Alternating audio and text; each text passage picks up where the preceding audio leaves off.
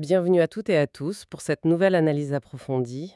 Aujourd'hui, on va se plonger dans une source vraiment intrigante. Ah oui, hein? Oui, c'est la transcription d'un débat entre un humain et ChatGPT. Ça vient d'une vidéo YouTube, Using Every Logical Fallacy on ChatGPT. D'accord.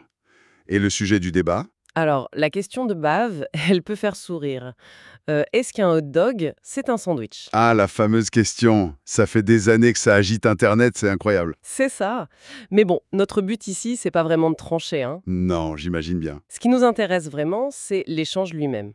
Comment ça se passe? On va décortiquer la conversation, regarder les arguments, les réponses. Et surtout, j'ai cru comprendre les sophismes. Exactement, surtout la façon dont l'humain utilise toute une collection de sophismes logiques, ces erreurs de raisonnement pour essayer de faire craquer l'IA. D'accord. Donc l'idée, c'est de voir comment une argumentation se construit, comment elle peut déraper, Oui, et ce que ça nous apprend sur la nature d'un débat, peut-être même sur les capacités de ChatGPT à gérer ça. tout à fait. Alors, allons-y, décortiquons ça. On commence par quoi? Le début est simple, l'humain affirme un hot dog c'est un sandwich et ChatGPT lui prend la position inverse, il dit que c'est une création unique. Une catégorie à part, en gros. En voilà. Positionnement clair dès le départ. L'IA qui défend, on peut dire, l'exception culturelle du hot dog. C'est un peu ça. Alors, premier vrai argument de l'humain, il tente l'appel à l'autorité. Classique. Il demande à l'IA qui est le chef le plus célèbre. Il tombe d'accord sur Gordon Ramsay et là, l'humain dit Ramsay, il a dit que les hot dogs sont des sandwichs. Malin, non? Oui, c'est une tactique très courante. Mais ce qui est intéressant, c'est la réaction de GPTG. Qu'est-ce qu'il répond? Alors, il est un peu sceptique sur l'affirmation elle-même, mais surtout, il attaque le principe de l'argument. C'est-à-dire? En gros, il dit « l'opinion d'un chef, même très célèbre, ça ne règle pas une question de définition ». Ah d'accord. C'est le rejet typique de l'appel à l'autorité, ou ici l'appel à la célébrité. C'est frappant de voir que l'IA semble programmée pour faire primer la logique ou la définition sur le poids d'une opinion, même populaire. Intéressant. Donc l'autorité, ça marche pas. L'humain sort une autre carte, le dictionnaire. Ah, le Merriam-Webster. C'est ça. Il cite la définition d'Anna. Un sandwich, c'est 2 tranches de pain ou un petit pain fendu avec une garniture. Là, quand même, ça colle bien au hot dog, non? Oui, en surface, l'argument a l'air solide. La définition semble bien l'inclure. Mais, Mais ChatGPT, il ne sait pas faire. Il reconnaît la définition, d'accord, mais il ajoute tout de suite une nuance. laquelle? La notion d'usage culturel. Il dit quelque chose comme « culturellement, on traite un hot dog comme sa propre chose ». Ah oui, d'accord. Et là, on touche à un point important, la tension entre la définition formelle du dictionnaire et l'usage réel. Comment on utilise les mots dans la vraie vie. La langue qui évolue, quoi. Exactement. L'usage façonne le sens autant que la définition académique. C'est un peu la bataille du dico contre la vraie vie. Alors face à cette nuance, l'humain change encore de tactique, il essaie de faire peur. C'est la pente glissante. Ah, le fameux slippery slope. Voilà. Si on commence à accepter des exceptions culturelles, plus rien n'aura de sens. Les définitions voleront en éclats, ce sera le chaos communicationnel. Et ChatGPT, il tombe dans le panneau. Pas du tout. Il identifie ça direct et il le nomme. J'adore l'argument de la pente glissante. Il est un peu ironique, là. On dirait oui. Et il démonte l'argument en disant que les significations évoluent naturellement avec la culture, Ouais. sans que ça mène forcément à l'apocalypse. C'est ça. Il présente ça comme normal, ça fait partie de la richesse de la langue. Il refuse l'idée qu'une petite adaptation mène forcément à la catastrophe. Logique. Pas de pente glissante ici. Du coup, l'humain essaye autre chose. Il essaye de coincer l'IA dans un choix binaire. Comment ça? Il dit « Ok, si un hot dog, c'est pas un sandwich, alors c'est quoi? Un burger. C'est forcément l'un ou l'autre. Ah oui, le faux dilemme. » C'est ça. Et ChatGPT? Il refuse ce choix forcé. Il maintient sa ligne. Le hot dog, c'est sa propre catégorie, fièrement unique. Ni sandwich, ni burger. Il esquive bien. C'est une tactique pour ne pas être enfermé dans une case qui ne correspond pas à sa position.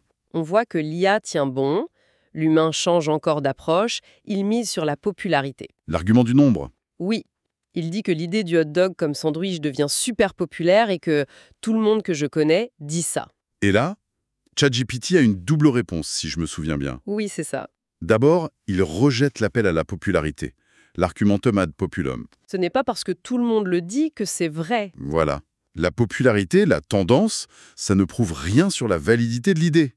Et ensuite, Ensuite, il suggère, assez subtilement, qu'il y a peut-être un biais de sélection. c'est-à-dire que l'entourage de l'humain n'est pas forcément représentatif de tout le monde. Exactement. Et encore une fois, l'IA ramène le débat sur le terrain de la logique, pas de l'opinion majoritaire. Malin. Oui. Alors l'humain tente une analogie. Laquelle? Il dit, si on met du poulet entre deux tranches de pain, tout le monde appelle ça un sandwich, ça choque personne. Alors pourquoi ce serait différent pour une saucisse dans un pain fondu? Et ça marche? Non, ChatGPT juge l'analogie faible. Pourquoi? Distingue. Ce n'est pas juste un assemblage d'ingrédients comme pourrait l'être un sandwich au poulet. Donc pour l'IA, la différence culturelle rend la comparaison non pertinente. C'est ça. Les éléments comparés ne sont pas assez similaires sur les points cruciaux du débat. Le statut culturel, l'historique. D'accord. Et là, on sent que le ton monte un peu, non? Oui, l'humain commence à attaquer ChatGPT plus directement. Il lui dit « Qu'est-ce que t'en sais? T'es qu'un modèle linguistique. » Ou encore, t'as même pas de papilles gustatives. Voilà. Et un peu plus loin, les LLM comme toi, on sait bien qu'ils se trompent souvent sur des raisonnements simples. Là, on est en plein dans les attaques ad hominem. On attaque la personne, enfin l'IA, plutôt que ses arguments. Et comment ChatGPT gère ça? C'est assez intéressant. D'abord, il concède ses limites. Il dit « oui, je peux me tromper sur certains raisonnements ». Humble. Mais il recentre très vite sur le débat. Je suis ici pour le plaisir du débat. Et quand l'humain attaque l'origine de ses idées, sa programmation, ses données, ChatGPT identifie ça. Il dit quoi? Il appelle ça un sophisme génétique. Rejeter une idée juste à cause de son origine. C'est fou qu'il arrive à nommer les erreurs comme ça. C'est ça qui est notable, oui. Cette capacité un peu métacognitive. Il argumente et en même temps il analyse et nomme les erreurs de logique de l'autre. C'est assez bluffant. Du coup, l'humain essaye la carte de l'émotion. Comment ça? Il explique qu'il a toujours pensé ça, que les hot dogs sont des sandwichs. Changer d'avis maintenant, ce serait un tel gaspillage de temps et d'énergie. Il demande même à l'IA d'imaginer ce que ça lui ferait ressentir. Ah, l'appel à l'émotion est l'argument des coûts irrécupérables. C'est ça. Et la réponse de ChatGPT, Plutôt froide, si je me souviens bien. Du genre, vous avez absolument tort. carrément. Oui, et les traditions peuvent être erronées. En gros, il rejette l'appel à l'émotion et l'idée que le temps déjà investi rendrait l'idée correcte. Pour l'IA, les sentiments, le passé, ça n'a aucun poids logique. On sent que l'humain commence à être à court d'idées. Il tente alors de donner une apparence plus formelle, plus logique à son argument. Ah oui, les tentatives de syllogisme. Exactement. Il sort deux structures. La première, si un hot dog H est un sandwich S, alors il est vendu avec des produits de sandwich P. Or, H est vendu avec P, donc H est S. Mhm. Et la deuxième, tous les H sont pain plus garniture, PG, tous les S sont PG, donc tous les H sont S. Ça a l'air très carré, non? Ça a l'air, oui, mais ce sont des erreurs de logique très connues et l'IA, elle les repère sans problème. La première, c'est quoi l'erreur? C'est l'affirmation du conséquent. L'IA donne une bonne analogie. S'il pleut, le sol est mouillé, donc il a plu.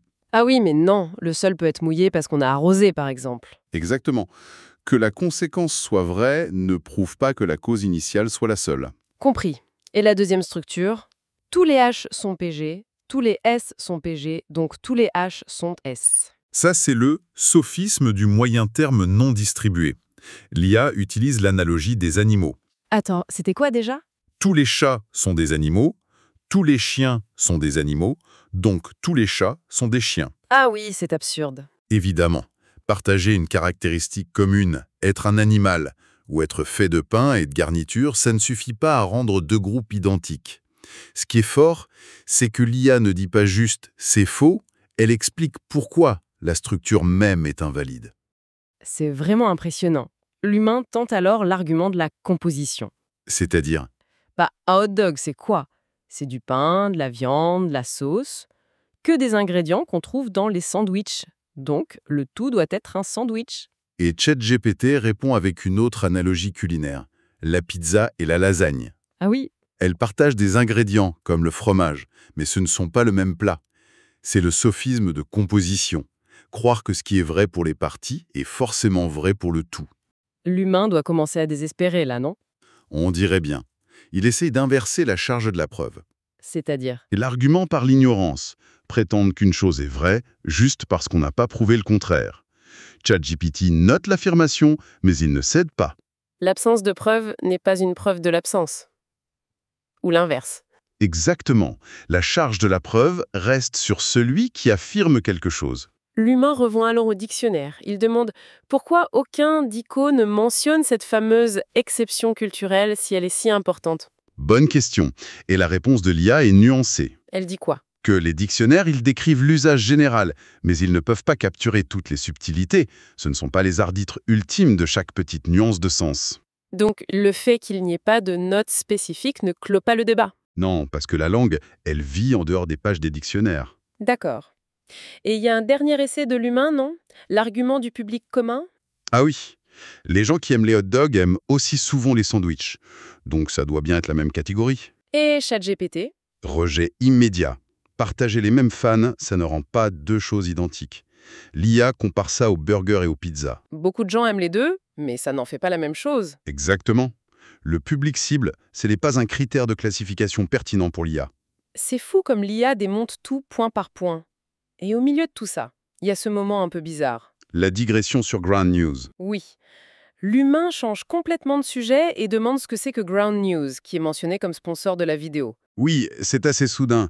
L'humain lui-même, je crois, dit que c'est un red herring, une manœuvre de diversion. C'est ça. Et ChatGPT y répond quoi? Très sobrement, il explique ce que c'est. Une plateforme pour comparer comment différents médias, gauche, centre, droite, couvrent une même info, pour voir les biais, les angles morts. D'accord. Un petit interlude pub en quelque sorte? Un peu, avant de revenir direct au débat sur les hot dogs.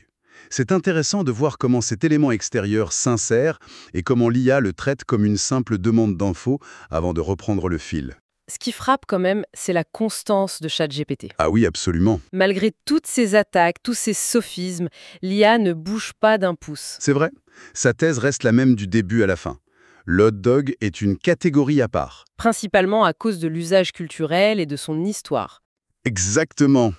Pas juste à cause de sa composition ou d'une définition stricte du dictionnaire.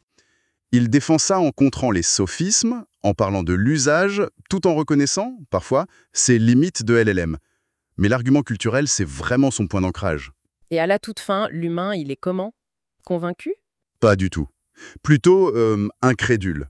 Il dit que la position de l'IA est complètement folle. Carrément. Oui, et qu'il ne peut littéralement pas comprendre comment on peut penser ça. Il est à bout, quoi. Oui. Et la réplique finale de ChatGPT est assez directe. Quelque chose comme « Si vous trouvez ça insensé, c'est votre problème. Ouch! Ce n'est pas ma faute si vous ne comprenez pas, et ça ne change rien au fait qu'un hot dog soit un sandwich ou non. » Ce qui nous ramène à une idée importante. Laquelle? Que la validité d'un argument ne dépend pas de si l'autre personne est capable de l'accepter ou même de le comprendre. L'incompréhension, même si elle est forte, ça ne réfute pas une position. Alors, qu'est-ce qu'on retient de tout ça, finalement? Eh bien, cette exploration d'un débat qui paraissait presque léger sur les hot dogs, Oui, un peu trivial au départ. ça s'est révélé être une plongée super intéressante dans les rouages de l'argumentation, de la logique et puis de l'interaction avec une IA. On a vu passer un vrai défilé de sophismes. C'est clair. Appel à l'autorité, faux dilemme, pente glissante, attaque personnelle, erreur de logique formelle. La totale. C'est exactement ça.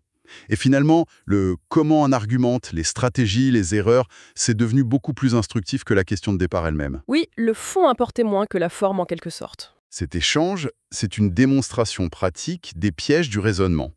Ça montre bien l'importance de rester critique face aux arguments qu'on nous présente. Qu'ils viennent d'un humain ou d'une machine d'ailleurs. Tout à fait.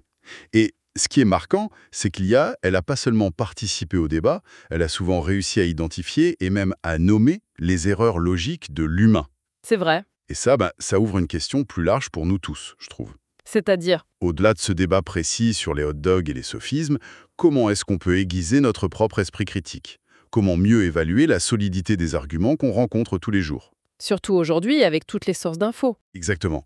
Surtout à une époque où l'information, la persuasion, elles viennent de sources de plus en plus variées, de plus en plus sophistiquées, y compris des IA qui sont de plus en plus convaincantes.